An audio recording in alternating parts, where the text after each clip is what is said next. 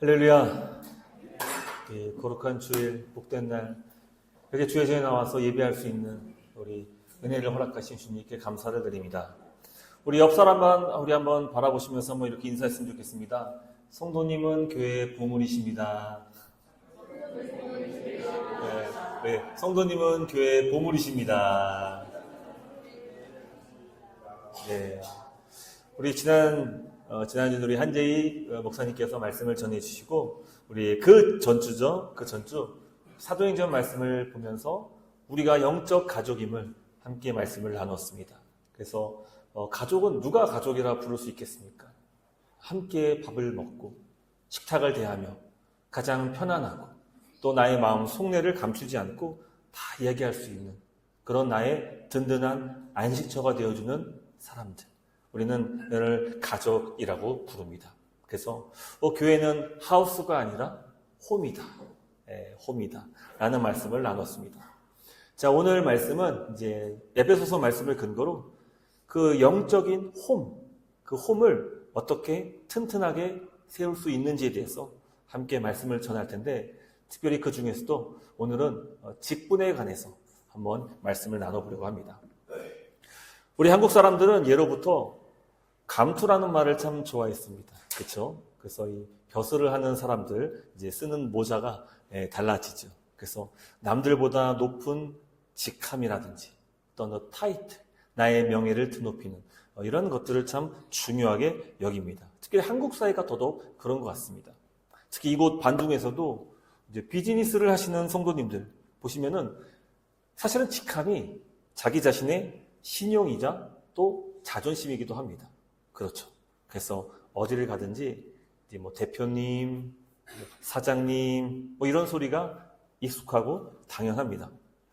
근데 문제는 이와 같은 문화가 교회 안으로 침투해서 교회의 직분을 왜곡시킨다는 것입니다.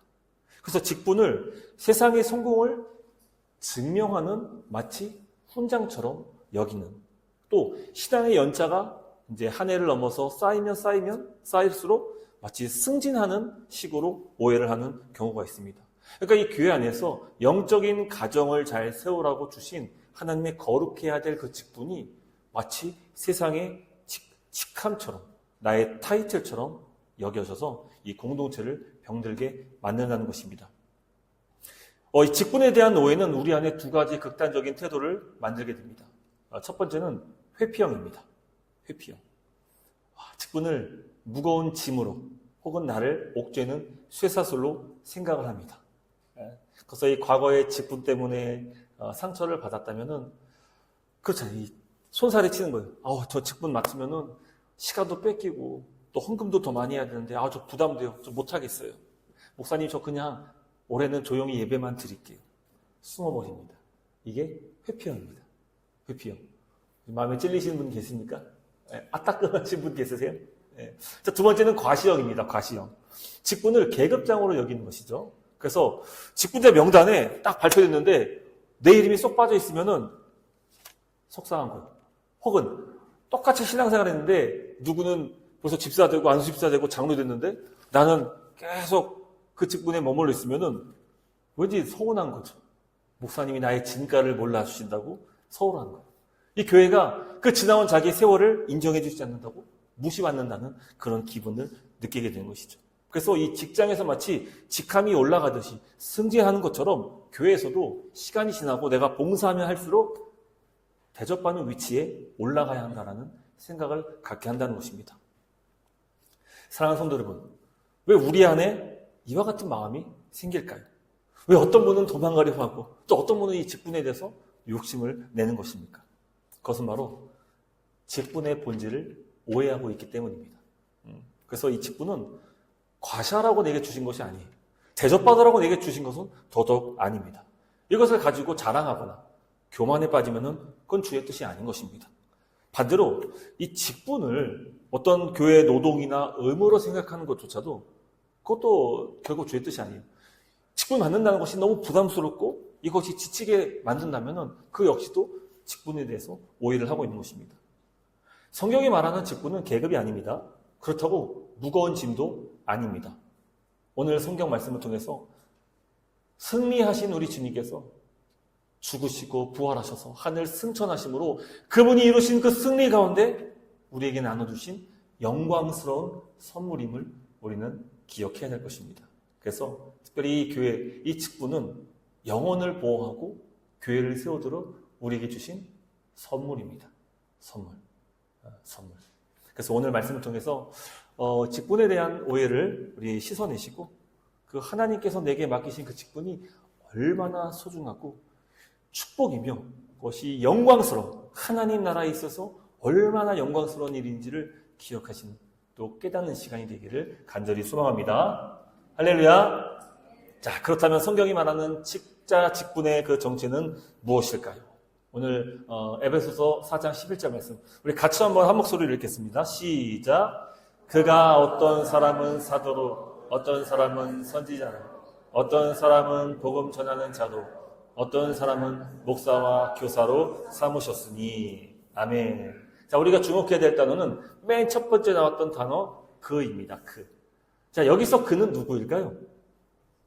바로 하늘 보좌로 승천하신 우리 모든 만유의 주가 되시는 예수 그리스도십니다. 직분은 여러분 예수님께서 주시는 것입니다. 이걸 꼭 기억하셔야 돼요. 교회에서 직분자를 세울 때 물론 우리 임직 이 과정 속에서 모든 정회원, 우리 입교인들이 투표를 합니다.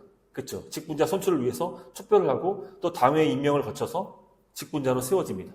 근데 이것은 외형적인 절차에 불과합니다. 이거 형식이에요, 형식. 실제로 우리 각 사람에게 직분을 주시는 이는 우리 주 예수 그리스도십니다. 그래서 저는 그에 대한 분명한 믿음과 확신을 갖고 있는 겁니다. 그래서 여러분, 우리가 직분자를 선출할 때 우리에게 투표를 하게끔 교회 법상 투표권이 주어진단 말이에요. 근데 그 투표권은 내 개인의 사심에 따라서 선택해서는 안 되는 것입니다. 이 내게 주어진 투표권도 우리 주님의 뜻대로 과연 누구를 세우는 것이 이 교회에 필요한 것이고 또 주님께서 원하시는 것인지를 잘 생각하면서 내 기준과 내가 친하다고, 내게 잘해줬다고 투표하는 것이 아니라 나와 좀 인연이 있다고 투표하는 것이 아니라 오직 주님의 뜻을 따라서 하나님께서 말씀하신 바대로 성경에 그 분명히 기록되고 있는 그 직분의 기준에 의해서 투표해야 되는 것입니다. 그래서 여러분, 직분 자명 잘못 선출하면요, 이 정말 교회가 큰 어려움을 겪게 됩니다. 그래서 한 명 한 명 세울 때에 내 개인의 사심이 들어가서는 안 돼요. 오직 주님의 뜻, 오직 주님의 뜻을 가지고 직분자를 세워야 됩니다. 그렇게 세워진 직분자가 우리 교회 가운데 예수 그리스도께서 임명하신 축복된 직분자가 되는 것입니다. 할렐루야. 여러분, 성경은 주님이 우리에게 직분을 선물로 주셨다는 것을 여러 곳에서 증명합니다. 첫 번째는 직분은 앞서 얘기한 것처럼 승리하신 왕께서 주시는 전리품입니다. 전리품. 아주 멋진 그림이 있죠. 요새는 세상이 좋아져서 AI로 제가 이렇게 딱 멋지게 이렇게 문구를 작성해주고 이렇게 한번 만들어줘 하면 이렇게 아주 멋지게 그림을 그려주는데, 저 왕이 지금 보이십니까? 말을 타고 와가지고 지금 전쟁에서 승리를 거두고 돌아온 겁니다. 그리고 적군들에게 빼앗은 그 전리품을 승리의 증표로 백성들에게 나눠주는 것입니다. 그래서 이 오늘 우리가 읽었던 이 에베소서 말씀 그 바로 직전에 보면은 4장 7절에서 8절 말씀 보면은 주님께서 우리에게 그 선물로 주신 것을 이 말씀을 근거로, 이 모습을 근거로 우리에게 표현해 주십니다.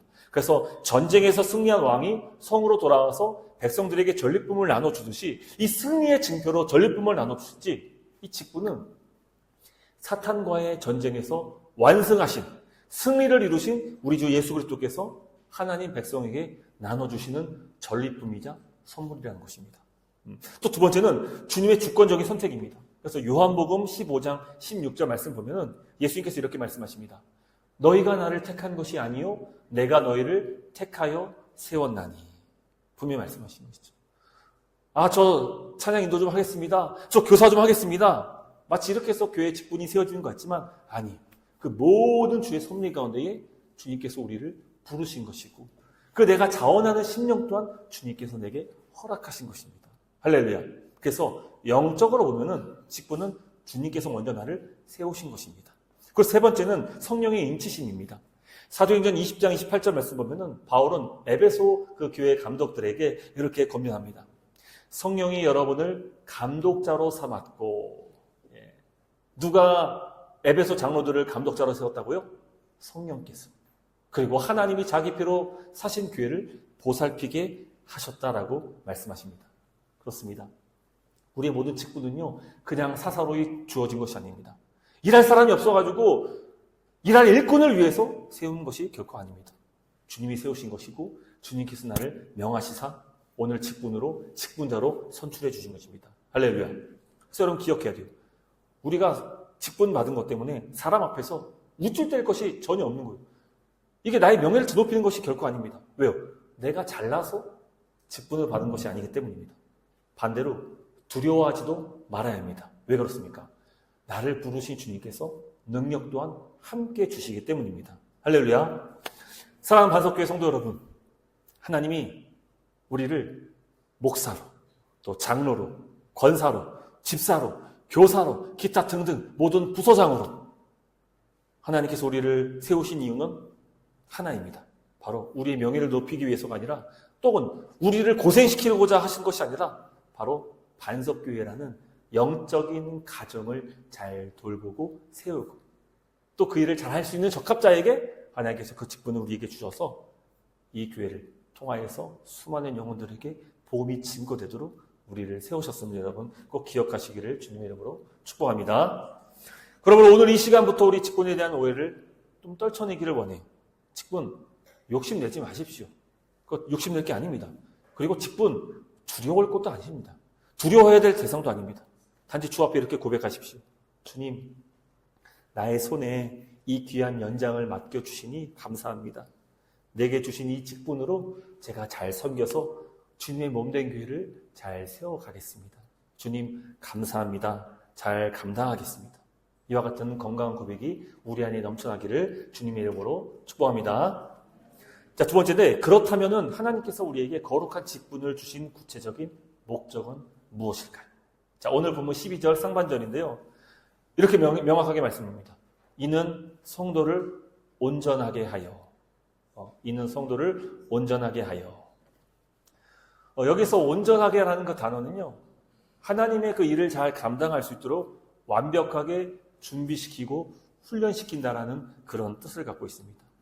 그리고 사실 이것이 바로 목양의 본질입니다. 양떼가 건강하려면요. 먹이는 꼴이 좋은 꼴을 먹여야 됩니다. 목사가 좋은 꼴을 준비하지 못하면 양들은 병들고 기력을 잃을 수밖에 없습니다. 그래서 목사로서 주님께서 주신 가장 중요한 엄중한 직무는 그것은 바로 하나님의 말씀을 바르게 해석하고 가르치고 먹이는 일입니다. 똑같은 말씀이지만 하나님의 뜻대로 잘 분별하여서 우리 앞서서 우리 장로님께서 잘 기도하셨는데 성령의 분별하심을 가지고 이 영분별을 가지고 우리가 사람을 대하듯이 이 말씀 또한 성령의 조명하심에 따라서 잘 해석하고 그것을 잘 전달해야 됩니다. 초대교회 사도들은 이 구제와 행정일로 너무 바빠졌습니다. 그래서 이 말씀 전하는 일에 소홀하게 됩니다. 그리고 교회가 위기에 처하게 됩니다. 그때 이렇게 선포합니다. 사도행전 6장 2절과 4절 말씀인데 우리 같이 한번 읽어볼까요? 시작. 우리가 하나님의 말씀을 제쳐놓고 우리는 오로지 기도하는 일과 말씀 사역에 힘쓰니라. 아멘. 여러분 우리가 정말 온전하게 되어지는 그 하나님의 크신 은혜, 풍성하신 은혜를 경험하려면요. 먼저 하나님께서 세우신 그 직분자 가운데서 특별히 목양의 말씀을 전하는 그 직무를 맡은 목사는 바로 기도와 말씀하는 일에 전무해야 되는 줄을 믿습니다. 그래서 여러분 제가 새벽 기도를 마치고 곧장 바로 서재로 달려가는 이유, 제가 오전 내내 다른 거 다 제쳐두고 오직 성경 말씀과 씨름하는 그 이유는요, 제가 공부를 좋아해서는 아닙니다. 여러분들이 보시기에 저는 공부를 잘하거나 공부를 좋아하는 그런 성향으로 보여질지 모르겠지만 그렇지 않습니다. 여러분 책을 하루에 10페이지 읽을 때 어떨 때는 10페이지 읽는 것도 힘들고 또 성경 말씀을 한 장 5장 이렇게 읽는 것이 힘들 때가 있습니다. 근데 그럼에도 불구하고 가장 정신이 맑고 또 기도 가운데 가장 성령으로 충만할 수 있는 그 시간을 제가 다른 일 다 제쳐놓고 제가 밥 먹는 거 좋아하지만 밥 먹는 일을 다 제쳐놓고라도 이 오전 시간 내내 제가 이 말씀과 성경과 씨름할 수 있는 그 이유가 있다면 그것은 바로 그것이 제게 맡기신 가장 큰 책임이고 직무이기 때문입니다. 그리고 이것이 성도를 사랑하는 제 성도를 섬기는 그런 모습입니다. 여러분, 현대 교회는요, 목사에게 참으로 많은 것을 요구합니다. 그렇죠? 그래서 뭐 영상도 잘 만들어야 되고, 또 뭐 SNS 이런 것도 잘해야 되고, 행정도 빈틈없이 잘 처리를 해야 됩니다. 제가 어저께 이제 주보를 딱 이렇게 해놓고, 또 이렇게 PDF로 단톡방에다 올려놓고, 그걸 딱 보니까 뭐 전혀 문제가 없어 보였어요. 근데 저희 아내가 딱 매 눈으로 딱 오차를 발견한 거예요. 잘못된 걸 딱 발견한 거예요. 그 헌금자 명단이 틀린 거예요. 야, 이거 참 그렇게 준비해도 그게 참 꼼꼼하게 본다 해도 그게 혼자 보니까 그게 잘 안 되더라고요. 근데 그게 또 우리 마침 아내의 눈에 딱 띄었더라고요. 그래서 출력했던 주보들 다 처리하고, 그리고 오늘 아침에 새로 다 주보를 출력해서 이렇게 딱 했습니다. 여러분, 근데 어떤 교회는, 특히 교회가 좀 규모가 있으면요, 만약에 그런 헌금자나 이런 명단이 좀 잘못되어 있다 그러면 큰일 납니다. 또 그 일을 만약에 뭐 부목사라든지 뭐 전도사님이 맡았으면 더 발칵 뒤집어집니다. 어떻게 그럴 수가 있느냐. 네, 정말 큰 위기를 겪게 됩니다. 네, 우리 교회 성도님들은 참 좋으셔서 그런지, 아니면 매 눈으로 꼼꼼하게 발견하지 못하셔서 그런지 아무도 저한테 그 얘기를 안 하셔가지고 저는 아무 뭐 문제가 없는 줄 알고 그렇게 했던 거예요. 네. 그래서 다 이렇게 실수가 아마 보였을 거예요. 근데도 또 넘어가실 수 있는 것. 예. 그러니까 사실 교회마다 참 이 목사가 해야 될 일이 참으로 많죠. 근데요, 목사가 그런 부수적인 일에 매몰되어서 말씀 연구에 소홀히 한다면요, 그것은 마치 이런 겁니다. 요리사가 주방 청소하느냐고 진짜 요리를 정작 준비하지 못하는 그런 상황인 것입니다. 그래서 제가 매일 오전 6시부터 늦게는 11시까지 딱 시간을 구별해서 말씀 연구의 시간으로 딱 사수하려는 이유는 딱 이겁니다. 제가 말씀의 검을 날카롭게 갈고 있을 때, 그때 우리 반석교회 성도들의 영혼들이 살아날 수 있기 때문입니다. 목사가 말씀 사역에 전념할 수 있는 환경이 주어질 때, 또 이를 위해서 성도들이 함께 도와주고 또 기도로 섬겨주실 때, 저는 영적인 그 꼴을 잘 먹일 수 있는 그런 목회자로 잘 준비되어서 아마 이 말씀 사역을 잘 감당할 수 있을 것입니다. 그래서 다른 것보다도 교회에서 목사에 대해서 지원할 때 여러 가지 많은 것을 지원해 준 거 참 감사합니다. 근데 목사가 도서비를 요청한다든지, 아니면 어떤 좀 공부를 좀 위해서 좀 준비를 하겠다든지, 아니면 세미나를 간다든지, 하다못해 학교를 필요해서 하나님 말씀 배우기 위해서 학교를 간다든지, 이런 일이 있을 때는 우리 전성도가 다른 것은 다 제쳐두고도 우리 목사님 제발 좀 그렇게 하십시오. 목사님 그 일이 바로 나의 영혼을 살찌우는 것이니까 목사님 가서 잘 훈련되어져서 우리에게 말씀, 정말 건강한 말씀, 바른 말씀을 잘 전해 주십시오. 이게 바로 여러분들이 바로 우리 반석교회가 더 풍성한 하나님의 말씀으로 더 가득 채워질 수 있는 그런 놀라운 비결이 된다는 것입니다. 할렐루야.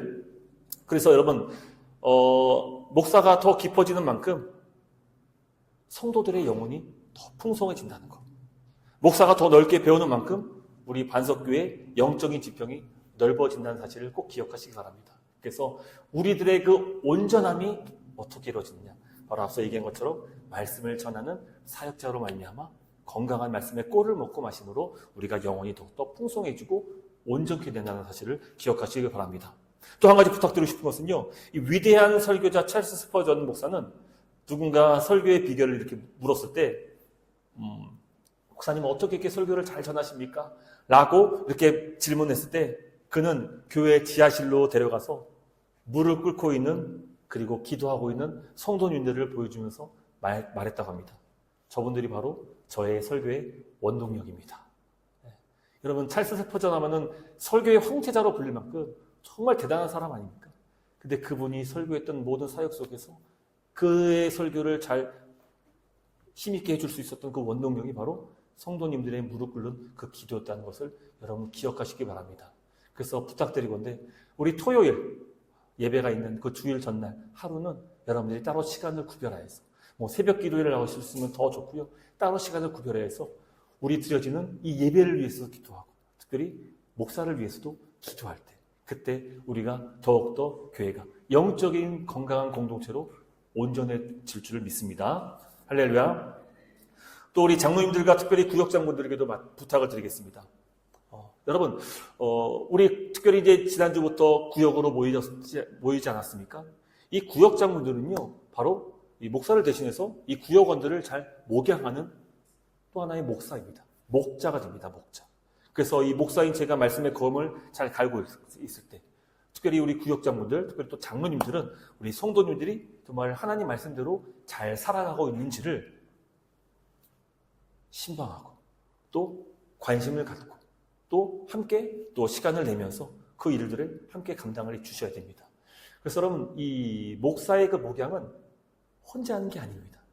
목사의 그 목양의 가장 최고의 파트너로 하나님께서 장로님들을 선물로 주신 것입니다.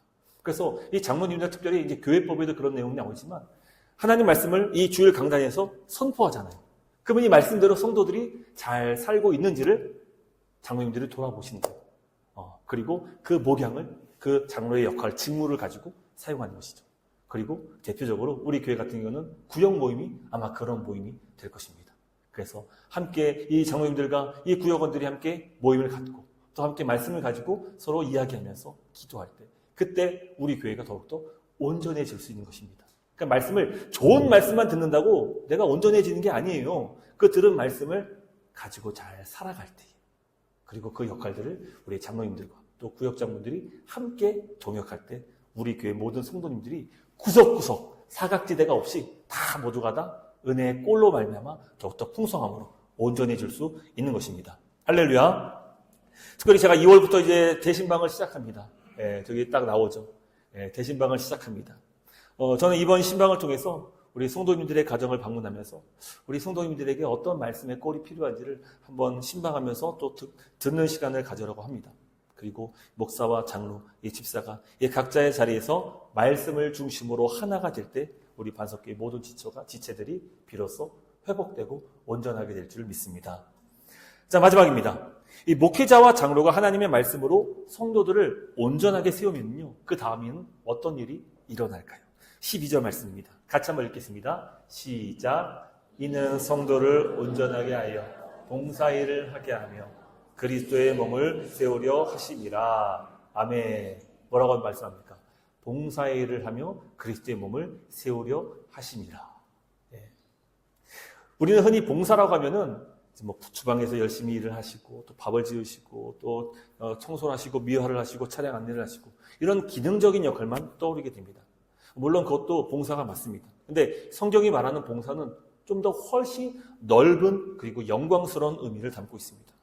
그래서 이 종교개혁자 전 칼빈은 직분과 봉사가 단순히 교회 안에서의 자리가 아니라 하나님이 자기 백성을 돌보시기 위해서 각자의 제정하신 거룩한 통보라고 이렇게 해석을 했습니다. 좀 어렵죠.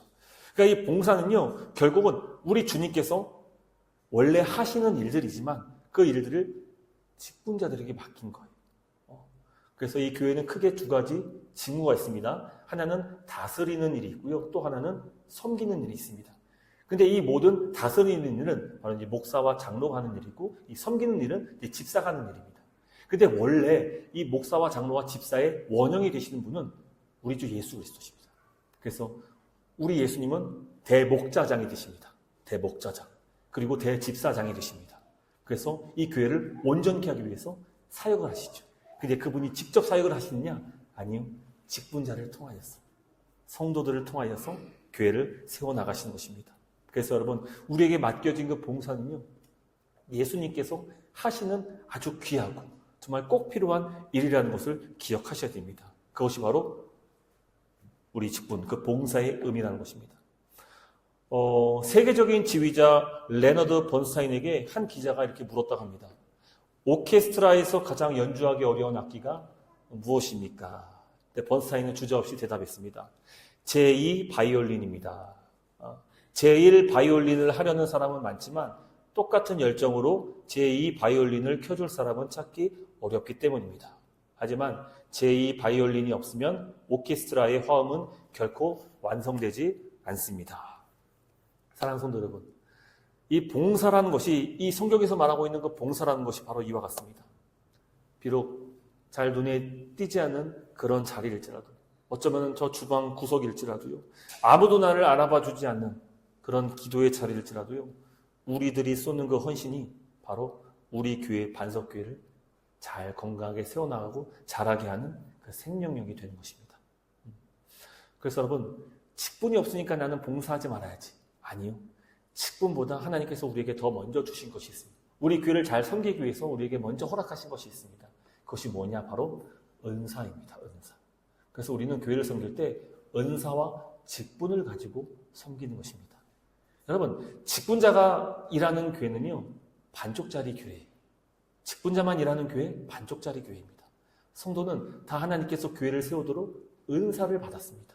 그리고 그 은사를 가지고 주의 몸된 교회를 섬기고, 가정을 섬기고, 이웃을 섬기고, 또 사업처를 섬기고, 직장을 섬기고, 이럴 때 주의 뜻이 온전히 이루어짐으로써 이 땅 가운데 거룩한 빛이 하나님의 놀라우신 역사가 나타날 수 있는 것입니다. 그래서 비록 눈에 띄지 않는 직분자가 아닐지라도 우리들이 맡아 하고 있는 모든 수고가 하나님께서 연락받으시는 귀한 봉사임을 여러분 꼭 기억하시길 바랍니다.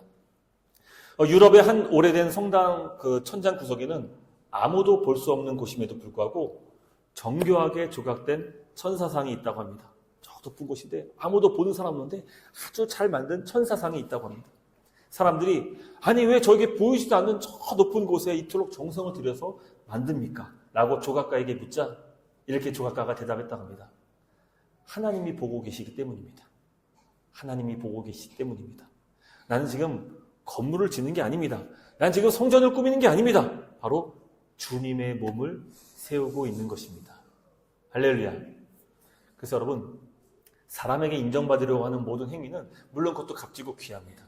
근데 주님께서 인정하시는 그 섬김이 있다는 것을 기억하십시오. 주님은 이 땅에 낮은 자로 오셔가지고 그분은 제자의 발을 씻기셨습니다. 가장 누추한 천한 마구간에서 탄생하심으로 그분은 정말 볼품없을 정도로 아무것도 없는 그런 분이셨습니다. 근데 그분께서 2000년인 지난 역사 속에서 이 교회에 추가되셔서 지금도 여전히 교회를 다스릴 수 있는 그 능력과 힘이 있다면 그것은 바로 주님께서 먼저 그분이 허리를 동이시고 허리를 숙이시고 수건을 동이시면서 제자의 발을 씻겼던 그 헌신과 섬김이 있었다는 것입니다. 그분은 겸손하세요. 그분은 온유하세요. 그분의 모든 성품은 우리가 본받아야 할 그런 그리스도의 표대가 되는 것입니다. 그래서 여러분, 우리가 주를 위해서 섬기는 그 모든 일에 있어서 사람의 인정을 받기보다는 먼저 보이지 않는 것이지만 그러나 내가 주님을 사랑함으로써 주의 몸된 교회를 사랑함으로써 하고 있는 그 헌신된 아름다운 그 봉사 그 일을 통해서 주님께 영광을 올려드릴 수 있는 그런 저와 여러분 될 수 있기를 주님의 이름으로 축복합니다. 자, 우리 16절 말씀 보겠습니다. 온몸이 각 마디를 통하여 도움을 받음으로 연결되고 결합되어 우리 몸은 뼈를 잇는 그 마디, 즉 관절이 건강해야지 자유롭게 움직일 수 있습니다. 그렇죠? 그래서 이 무릎과 무릎에도 이 관절염 때문에 고생하시는 분들이 많이 계시잖아요. 이게 이제 서로 부딪히기 때문에 뼈끼리 이 닳고 닳아가지고 뼈끼리 부딪히니까 이게 막 아픈 거예요. 아픈 겁니다. 저도 오래전에 이제 무릎을 크게 다쳐가지고 수술을 해가지고 예전에 수술 받기 전에는 이게 걷다 보면은 막 무릎이 빠져요. 무릎이 빠집니다. 그러면 제가 막 이렇게 하면 또 껴집니다. 또 이렇게 한참 걷다 보면 또 빠져요. 또 다시 이렇게 해서 힘을 딱 주면은 또 이렇게 껴집니다. 얼마나 불편한지 모릅니다. 그래서 제가 그렇게 운동을 좋아하는데 막 축구나 농구하다가도 이게 막 무릎이 빠지면은 막 이렇게 쩔뚝이면서 이렇게 막 다시 또 무릎을 끼고 얼마나 불편한지 모릅니다. 근데 여러분, 교회가 그렇습니다. 교회가 성도와 성도가요 서로 마디가 됩니다. 마디. 그래서 특별히 이 교회 직분자들은요 영적인 마디가 됩니다. 세대와 세대를 잇는 마디이기도 하고요. 또 신앙의 전통을 이어가는 마디이기도 하고요. 또 성도와 성도를 잘 연결해주는 마디이기도 합니다. 그래서 여러분, 직분자가 정말 중요한 거예요. 직분자가 이 마디 역할을 잘 감당해줘야지 이 교회가 전체적으로 하나됨을 이룰 수 있는 것이고 사각지대가 없이, 영적인 사각지대가 없이 누구라도 이 교회 안에서 참된 하나님을 만날 수 있고 예배할 수 있는 것입니다. 그래서 우리가 마디가 될 때 서로 사랑의 영양분들이 서로에게 전달되는 겁니다. 내게 받은 그 은혜가 옆 사람에게도 흘러가는 것. 내게 주신 하나님의 크신 사랑이 또 다른 사람에게 흘러가는 것. 여러분, 이것이 우리가 사모해야 되는 것인 줄을 믿습니다. 특별히 이 구역 모임 가운데서 여러 많은 일들이 있을 거예요. 기쁜 일도 있을 거고요. 또 슬픈 일들도 있을 것이고, 이런 것들을 가지고 함께 나눌 일들이 계속 있을 것입니다. 여러분, 기쁨은요, 나눌 때 배가 됩니다. 내가 기뻐하는 것을요, 옆 사람이 함께 기뻐하잖아요. 더 큰 기쁨으로 우리에게 돌아오게 됩니다. 반대로 슬픔은요, 함께 나눠지면요, 그 무게가 가벼워집니다. 이게 놀라운 영적인 신비가 됩니다. 그래서 하나님께서 왜 우리 교회 공동체 가운데 구역을 허락해 주시는가? 직분자를 허락해 주시는가? 기뻐할 때는 함께 기뻐할 수 있고, 힘든 일일 때는 함께 그 짐을 짊어질 수 있고, 그때 비로소 이 교회가 영적인 가정으로서 건강하게 세워질 수 있는 것입니다. 할렐루야. 그러므로 우리 교회가 세상의 어떤 풍파에도 흔들리지 않을 수 있도록 주님의 몸된 건강한 몸이 되어서 마디와 마디를 연결해 줄 수 있는 그런 우리 모든 성도들이 될 수 있기를, 특별히 직분자가 될 수 있기를 주님의 이름으로 축복합니다. 말씀 맺도록 하겠습니다. 우리 이제 2026년도라는 새로운 한 해를 시작하게 됩니다. 특별히 오늘 우리에게 손에 쥐어주신 거룩한 도구인 이 직분에 대해서 함께 의미를 살펴보았습니다.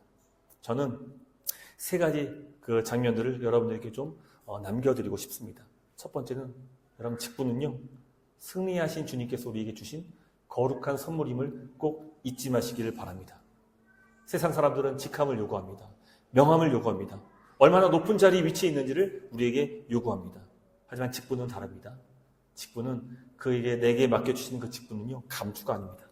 우리 주님이 사망 권세로부터 승리하시고 우리에게 허락하신 전리품이자 나에게 허락하신 거룩한 선물이 됩니다.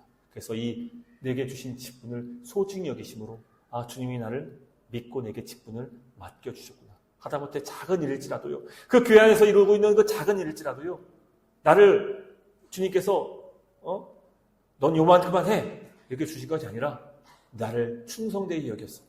나를 이 직분으로 말미암아 이 교회를 세우도록 허락하신 선물임을 꼭 잊지 마시기를 주님의 이름으로 축복합니다. 두 번째는, 우리 반석교회는 구경꾼이 없어졌으면 좋겠습니다. 구경꾼. 오케스트라에 필요 없는 악기는 하나도 없습니다. 마찬가지 교회도 필요 없는 성도는 한 사람도 없습니다. 우리는 서로가 마디마디가 되어가지고 내게 주신 은혜가 또 다른 사람에게 흘러보낼 수 있도록 계속해서 연결되어서 함께 기뻐하고 함께 짐을 짊어질 수 있는 그런 영적인 가족이 되어야 될 줄을 믿습니다. 그리고 마지막 세 번째는요, 여러분을 위해서 저는 말씀의 등불을 결코 꺼트리지 않도록 하겠습니다. 제가 새벽마다, 그리고 또 새벽이 지나 오전 그 시간을 말씀으로 치열하게 연구할 수 있는 이유는요, 저는요, 제게 주신 직무가 우리 교회를 살리는 그 직무라는 것을 제가 믿기 때문입니다. 그래서 하나님 말씀으로 여러분들을 잘 목양할 수 있도록 저도 제 자리에서 최선을 다해서 섬기도록 하겠습니다. 여러분들에게 부탁드리는 것은요, 약간 스펄전의 목사님처럼 기도로 섬겨주시고, 또 주어진 그 말씀, 특별히 주일 예배, 수요 예배, 이 공예배 말씀은요, 꼭 들으셔야 돼요. 설령 이 자리에 나오지 못하더라도 또 온라인으로도 계속 말씀을 들어주시고, 그 말씀 안에서 우리가 함께 영적인 꿀을 먹고 마심으로 우리 교회가 서로 하나 될 수 있음을 기억하시길 바랍니다. 그리고 그 말씀이 나를 살리는다는 그 말씀이라는 것을 기억하십시오. 그 말씀이 오늘 내게 주어지는 것은요, 그냥 목사가 개인적인 사견으로 여러분에게 전하는 말씀이 아니라 하나님이 오늘 내게 꼭 필요한 말씀으로 허락하신 그 영적인 꼴이라는 사실을 여러분 기억하시므로 그 말씀을 한 주 동안 잘 붙잡으시고, 특별히 우리 나눔지, 이제 이 주보에 나눔지가 매주 들어가지 않습니까? 그래서 이제 구역 모임 때 여러분이 꼭 지차 마셔서 가시기 바랍니다. 그냥 두고 가지 마시고 꼭 지차 마셔서 구역 모임 때 주일에 선포되었던 그 말씀을 잘 묵상하고, 특별히 그 말씀을 가지고 서로 삶을 나눌 때에 그때의 말씀이 내 안에 생명력을 불어넣어 주실 것입니다. 그래서 여러분, 말씀을 듣는다고 내 믿음이 자라는 것이 아닙니다. 말씀을 듣고 그 말씀대로 행할 때 내 믿음이 자라나게 되는 것입니다. 할렐루야. 그래서 우리 구역 모임은 이 말씀의 그 적용을 풍성히 할 수 있으므로 더욱더 하나님의 말씀이 내 안에 새겨질 수 있는 그런 축복의 통로가 될 수 있기를 주님의 이름으로 축복합니다. 할렐루야. 우리 마지막 본문 13절 말씀 같이 한번 읽고 마치도록 하겠습니다. 시작. 우리가 다 하나님의 아들을 믿는 것과 아는 일에 하나가 되어 온전한 사람을 이루어 그리스도의 장성한 분량이 충만한 데까지 이르이니. 아멘.